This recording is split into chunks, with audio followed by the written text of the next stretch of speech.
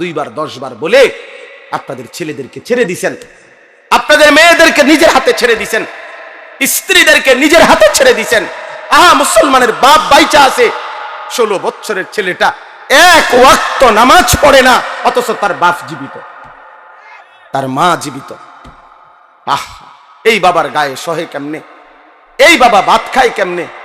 কোনদিন ফজরের নামাজ ছেলেটা পড়ে না, কোনদিন পড়ে না। 365 দিনের এক বছরে আহারে মা কেমনে ঘুমায়, বাবা কেমনে ঘুমায়, কেমনে রাত এদের ভোর হয়, কেমনে ভোর হয়। কোন বাবা যদি সন্তানের প্রতি এতটুকু মায়া থাকতো যে আমার ছেলেটা তো আগুনে জ্বলবে, জাহান্নামের আগুনে, আমি কেন তাকে ফেরাবো না? আমার জীবনের আর কি অর্থ আছে? আরে আমি কার জন্য খাট বানাই, কার জন্য ঘর করি, কার জন্য বাজার করি? এই দুশ্মনের জন্য বাজার করে লাভ কি? এই দুশ্মন তো আল্লাহর দুশ্মন, রাসূলের দুশ্মন, ইসলামের দুশ্মন, মানবতার দুশ্মন। এটা বেনামাজি আল্লাহর দুশ্মন, বেনামাজি রাসূলের দুশ্মন, বেনামাজি কোরআনের দুশ্মন, বেনামাজি ইসলামের দুশ্মন। তো জমিনের সবচেয়ে নিকৃষ্ট যেই কপালে সেজদা নাই, হয়তো মানুষের কোনো কাতারে পড়ে না, কোনোভাবেই হয় মানুষও না জানোয়ারও না। জানেন, বেনামাজি মানুষও না জানোয়ারও না, এতে মানুষও না ছাগলও না, গরুও না কুকুরও না বিড়ালও না। বলতে হেতে কিতা, হেতে হেতে কইতে পারবো, হেতে কিতা আমি কিতে কম, আমি কোনটার লগে মিলাই পারি না, এটা আমার ব্যর্থতা, আমি পারি না। কেন বললাম? মানুষ তো বলে তাকে যাকে আল্লাহ তাআলা ইবাদতের জন্য বানাইছে। কি আল্লাহ বলে নাই এ কথা? তাইলে যার দ্বারা ইবাদত হচ্ছে না সে তো মানুষ না। আবার জানোয়ার বলবেন কেমনে? তারে আমনে যদি কুকুরও কন, কুত্তাও তো প্রতিবাদ করবে আল্লাহর কাছে, আল্লাহ আমনে আমারে তো সেজদা দিতে কন নাই। আল্লাহ কি কুকুরকে সেজদা দিতে বলছে? তো আল্লাহকে সে বলবে, কুত্তা বলবে আল্লাহ আরে কুত্তার মতো কইলো কেন, আমারে আমার লগে তুলনা দিল কেন? বেনামাজি রে, আমারে তো আমনে সেজদা দিতে বলেন নাই, ওরে বলছেন তো আমার লগে মিলল কই? ওরে বলার পরে সে দেয় না, আমারে তো বলেন নাই, আমি সেজদা দিব কেন? আর আমার না দেওয়াটা দোষ না, আমারে তো আমনে আদেশ করেন না। কিন্তু এই জানোয়াররে তো সেজদা দিতে বলছিলেন আল্লাহ, এই জানোয়ার দেয় না কেন? এই জন্য মনে রাখো বাপ, বাত আর বেডি সাউন আর মোবাইল দেখো আর বন্ধুদের আড্ডা মারো, শয়তান তোমাগরে কাম ধরাইয়া দিছে, শুধু চুল ফিরাইবা, মাসে মাসে চুলের ডিজাইন বদলাবা, প্যান্টের ডিজাইন বদলাবা। এই শরীর, এই স্বাস্থ্য, যৌবন, পাউডার এবং একটু সাজগোজ, ডিজাইন, ফ্যাশন, এতটুকুর পিছনে এমন সুন্দর সময় হায়াত শেষ করে দিল। কিসের পিছনে শেষ করলা বাবা? কিসের পিছনে? প্রিয় ভাই বলো, কেউ কারো দিকে বলো না, তুমি হেতরে কইও না, একজন আরেকজনরে বললা পারতা না, হাসি দিয়া আমার কথা উড়াই দিও না, হাসি দিয়া উড়াই দিও না বাপ। একদিন দেখবা, একদিন মনে রাখো এমন হবে তোমারে কেউ ডাকবে না, কেউ ডাকবে না। আজ তো কেউ বলে কম বেশ, আজ তো কিছু আজ মাহফিল হয় পৃথিবীর অগণিত দেশে, পৃথিবীর অধিকাংশ দেশেই এমন বাংলাদেশের এই সুন্দর ওয়াজ মাহফিলের এই নিজাম পৃথিবীর বহু দেশে, কোন দেশে, অধিকাংশ দেশেই নাই। আমাদের তো বলার একটা কি আছে, নিজাম, সিস্টেম আছে, চলমান একটা রেওয়াজ আছে যে আমাদের দেশে এরকম সারাদিন গায়ে খাইটা মেহনত কইরাও মানুষ আবার মাগরিবের পরে রাত 12টা 1টা পর্যন্ত ওয়াজ শুনে, এর দুটো আছে এখনো। একদিন দেখবেন এটাও নাই, একদিন এটাও নাই।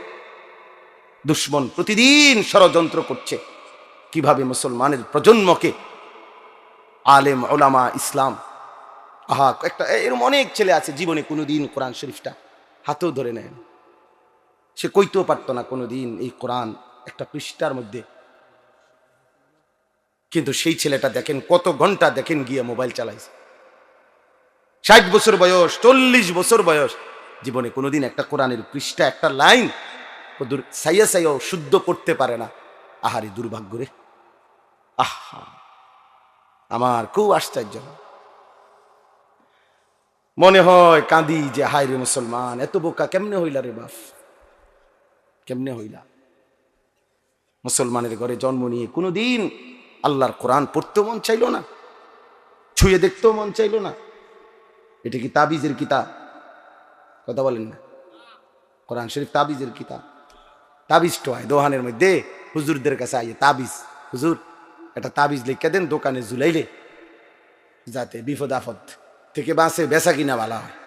তাবিজ দিত কাস্টমার বেচার মানে কামাই রোজ, হাবড়া আমি তাবিজ দিমু, হাবড়ার দোয়ানে বেচা কিনা ভালো হইবে, এরপরে এই কামাই রোজগারি দিয়ে হাবড়ার বেড়ি বাজারে বাজারে ঘুরবে, হাবড়ার ফুতে মোবাইলে টাকা ঢুকাইয়া উলঙ্গ ছবি দেখবে, আর ওনার ঘরে রঙিন টেলিভিশনে নর্তকী নাচবে, আর আমি তাবিজ দিতাম।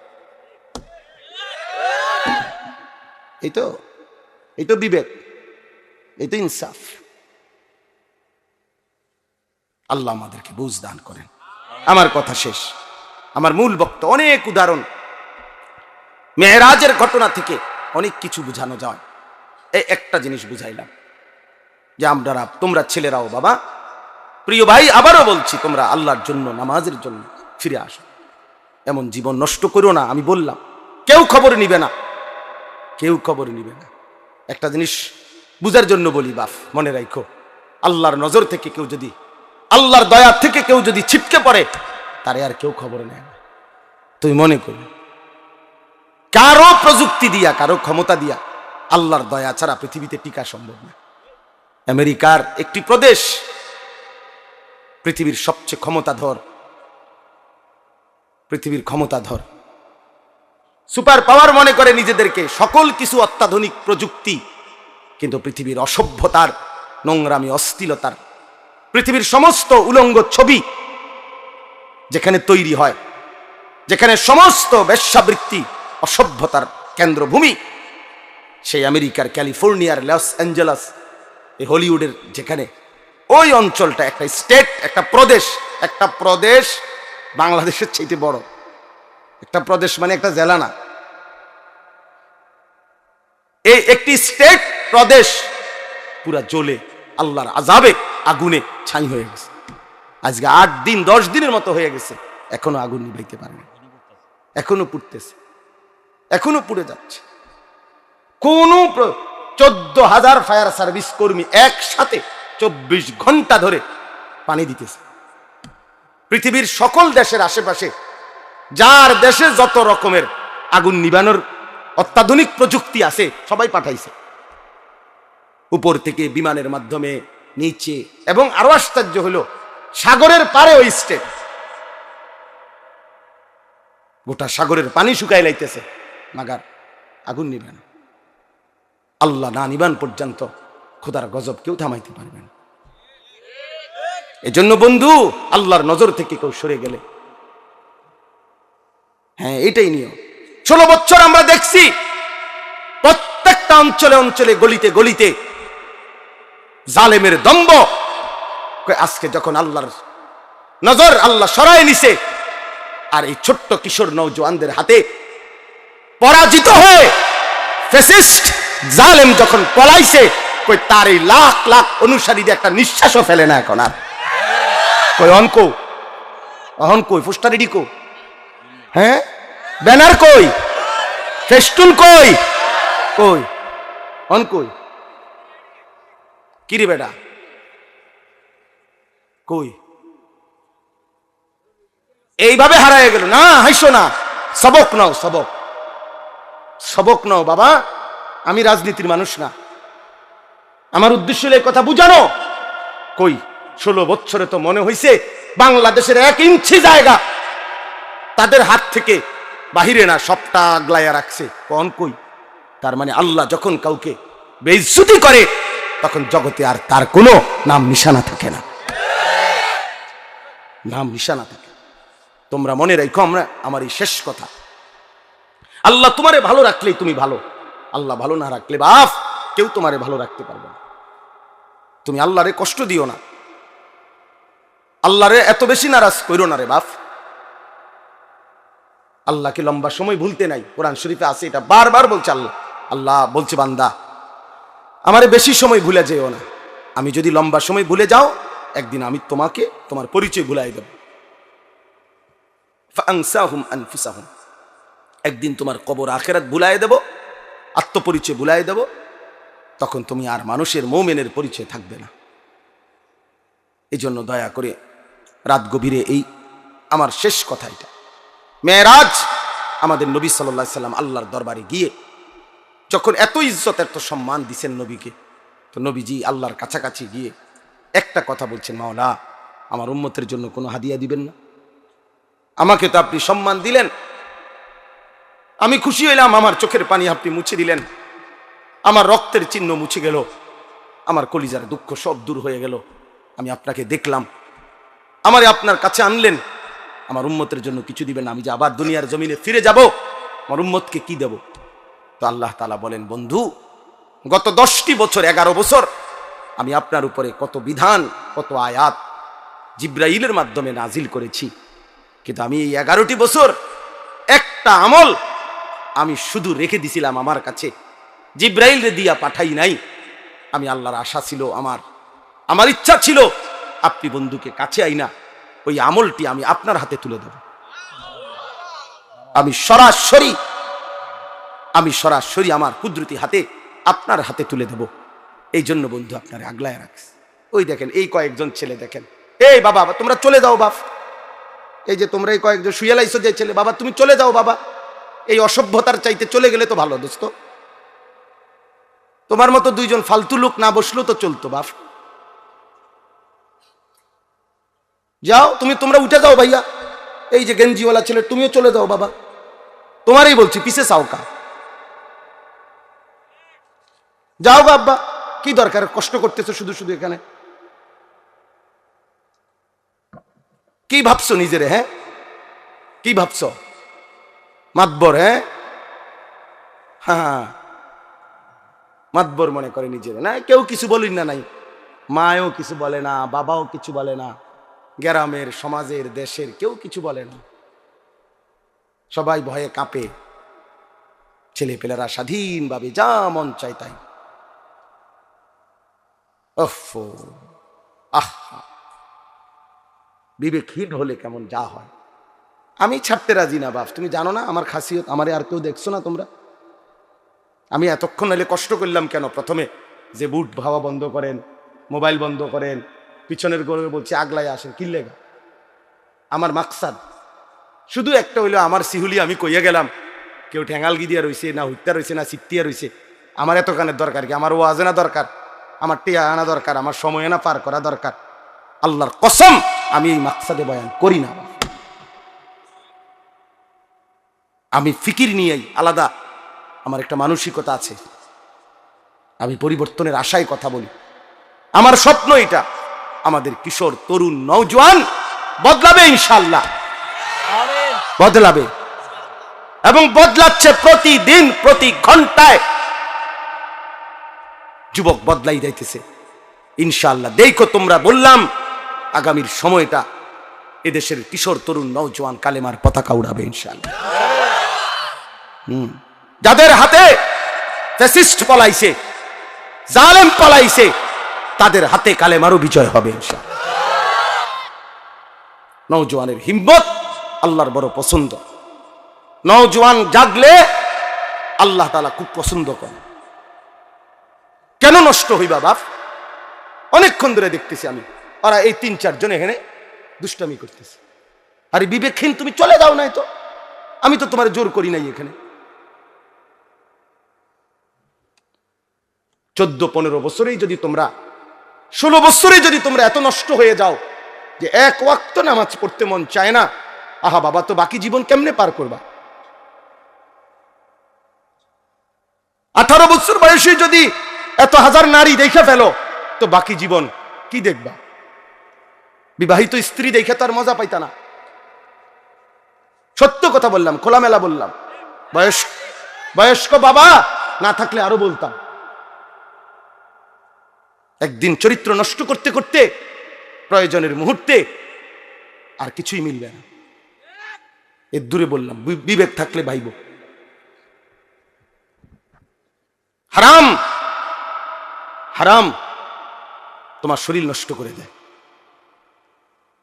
আল্লাহ তাআলা প্রত্যেকের জন্য ভালোবাসার এক প্রিয়তম স্ত্রী আল্লাহ তাআলা রেখেছেন। আল্লাহ তাআলা রেখেছেন। হালাল স্ত্রীর পবিত্র চাহনি, তার মধ্যে বরকত আছে, ভালোবাসা আছে, তার ভিতরে ইবাদত আছে। নবী সাল্লাল্লাহু আলাইহি সাল্লাম বলছে, কেউ তার স্ত্রীকে যদি ভালোবেসে আদর করে একটা লোকমা খাবার মুখে তুলে দেয়, একটা রুটি তুলে দিছে, আল্লাহর কসম নবী বলছে আল্লাহ তাআলা সাদকার সওয়াব আমলনামায় তুলে দিবে। আর যে ব্যক্তি ভিন নারী দেখছে, তো তার চোখের মধ্যে কিয়ামতের দিন সীসা গলায়া চোখে দেওয়া। তাহলে দুটোটারই কথা আছে। এক হালাল সন্তান, পবিত্র স্বামী স্ত্রীর বন্ধনের যে সন্তান।